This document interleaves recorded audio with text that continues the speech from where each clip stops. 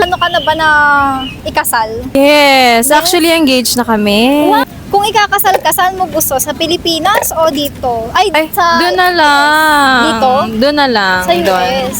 Gusto ko destination wedding or elope wedding. Yung kami lang, yung nasa cliff, yung mag-helicopter. Matagal na talaga kayo ma'am ng boyfriend? during pandemic. So, nasa 5 years na kayo ma'am? Hindi. Wala kasi kami anniversary. Hindi kami nag-celebrate ng mga monthsary, ganon.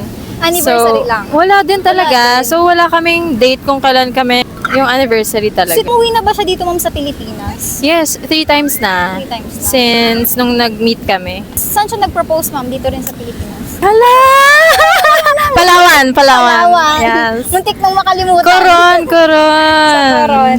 Tama na yung inantayin niya nung nag-propose siya. Saan siya nag-propose sa mismong dati? By the beach lang. By Tapos the kaming dalawa lang. As in, So, sa tingin mo ba siya na ma'am?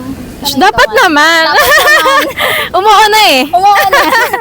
Final answer na eh. Sweet ball. Yan yung mystery ng mga customer, ma'am.